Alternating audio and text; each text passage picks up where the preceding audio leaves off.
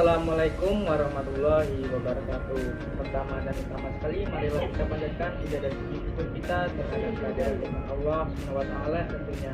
Selanjutnya, selawat beserta salam kita kirimkan kepada junjungan kita, yakni Nabi besar Muhammad SAW. Sebelumnya di sini saya memperkenalkan diri. Di sini saya Bima Ade Setiawan dari kelompok 6 Matematika. Di sini saya akan menjelaskan beberapa materi dengan saya tidak sendiri. Di sini saya ditemani dengan rekan-rekan saya. Yang pertama adalah pemateri pertama, yaitu yang akan dibacakan oleh Ella. Selanjutnya adalah pembacaan materi yang kedua yang akan dibacakan oleh saudari Imelda. Dan pembacaan yang materi ketiga yaitu dengan saya sendiri, dan pembacaan materi yang keempat oleh saudari Sofia. Terima kasih kepada moderator yang telah mengizinkan saya untuk melanjutkan materi selanjutnya.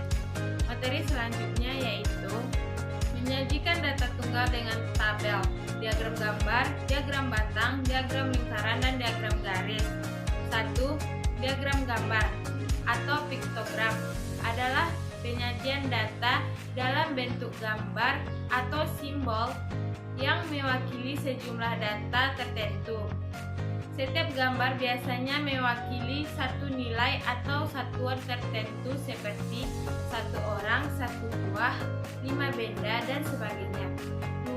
Diagram batang atau bar chart adalah bentuk penyajian data dalam bentuk batang persegi panjang atau vertikal atau horizontal yang panjangnya mewakili jumlah atau frekuensi data.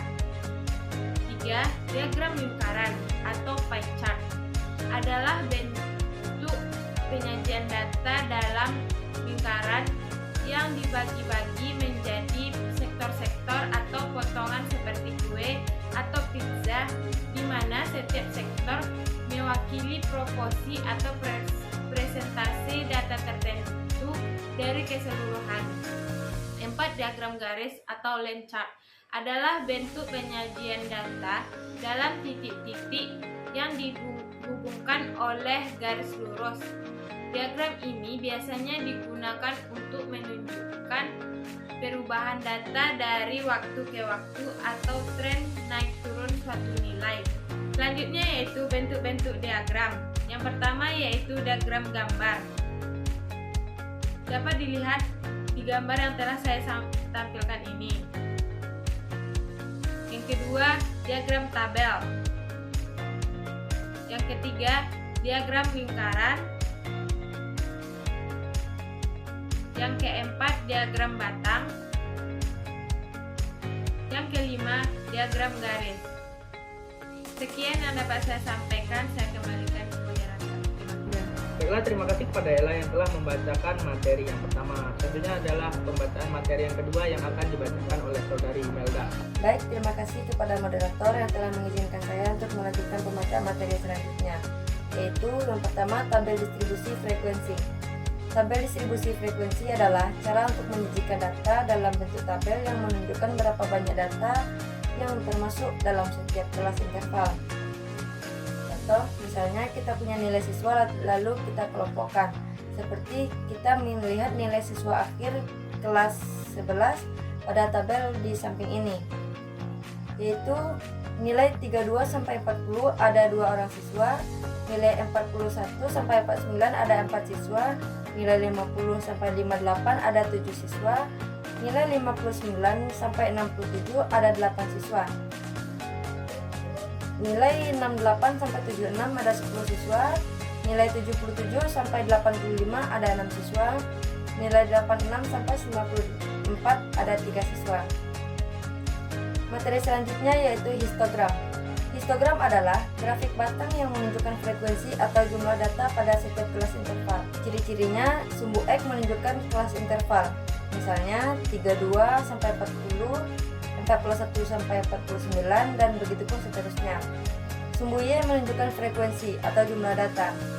Batang-batangnya berdempetan karena datanya bersifat kontinu atau berkelanjutan. Baik, hanya itu penyampaian materi dari saya. Kurang lebihnya mohon maaf. Saya kembalikan ke moderator. Terima kasih. Terima kasih kepada saudari Imelda yang telah membacakan materi yang kedua. Selanjutnya adalah pembacaan materi yang ketiga yang akan saya jelaskan sendiri, yaitu mengenai poligon frekuensi. Poligon frekuensi adalah sesuatu grafik batang yang dibuat dengan menghubungkan setiap kelas, yaitu disebut dengan titik tengah kelas, dan bagaimana cara kita menentukan frekuensinya. Sebagaimana yang telah dijelaskan oleh saya sendiri, yaitu mengenai contoh diagram batang atau histogram, yaitu mengenai hasil penelitian akhir semester pas genap tahun 2019-2020 matematika kelas 10 tentunya. Langsung saja ke penjelasannya, yaitu yang dijelaskan sebagaimana Ananda lihat, yaitu 2, 3, 4, 6, 7, 8, 10 ini adalah nilai frekuensi, dan yang di bawah adalah 36, 45, 54, 63, 70, 81, 90 adalah nilai dari setiap kelas atau nilai dari setiap masing-masing anak. Itu yang pertama adalah nilai 36, ada 2 siswa, dan selanjutnya adalah nilai 45, ada sebanyak 4 siswa, dan selanjutnya adalah nilai 54, ada 7 siswa, nilai 63 ada sebanyak 8 siswa, dan 72 ada sebanyak 10 siswa. Selanjutnya ada nilai 81, ada 7 siswa, dan yang terakhir adalah 90, ada sebanyak 3 siswa. Selanjutnya dijelaskan cara menentukan poligon, yaitu dengan menghubungkan titik tengah dari setiap kelas. Langsung saja kita gambar.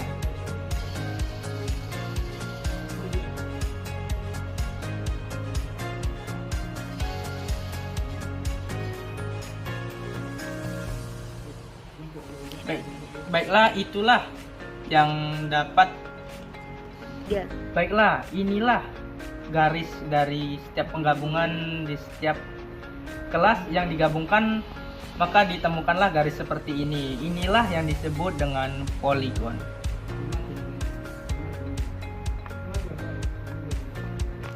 Itulah penjelasan materi singkat tentang poligon. Semoga Ananda ataupun saudara-saudari semua mengerti. Terima kasih. Langsung saja ke pembacaan materi yang terakhir yang akan dibacakan oleh Sofia. Dipersilahkan. Baik, terima kasih kepada moderator yang telah mengizinkan saya untuk membacakan materi. Di sini saya akan membacakan materi yang keempat, yaitu tentang OGIF. Yang mana OGIF adalah bentuk kurva dari daftar distribusi frekuensi kumulatif. Dan ada dua jenis OGIF. Yang pertama yaitu OGIF positif atau OGIF kurang dari. Baik, yang mana yaitu OGIF positif adalah grafik yang menggambarkan data distribusi frekuensi kumulatif kurang dari. Ini berarti bahwa grafik menunjukkan jumlah data yang nilainya kurang dari atau sama dengan suatu nilai tertentu.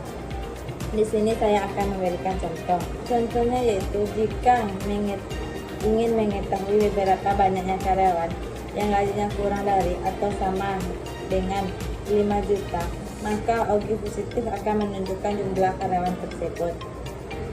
Baik, yang kedua yaitu OGIF negatif, yang mana grafik yang menggambarkan data distribusi frekuensi kumulatif lebih dari. Ini berarti bahwa grafik menunjukkan jumlah data yang nilainya lebih dari atau sama dengan suatu nilai tertentu. Di sini saya akan memberikan contoh. Contoh, jika mengetahui berapa banyak karyawan yang gajinya lebih dari atau sama dengan 3 juta, maka OGIF negatif akan menunjukkan jumlah karyawan tersebut. Dan secara lebih ringkas bisa dilihat dari grafiknya.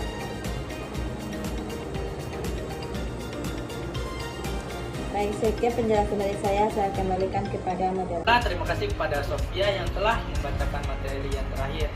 Baiklah, dari teman-teman, semoga video pembelajaran kali ini dapat menambah wawasan dari teman-teman sekalian. Terima kasih. Assalamualaikum warahmatullahi wabarakatuh.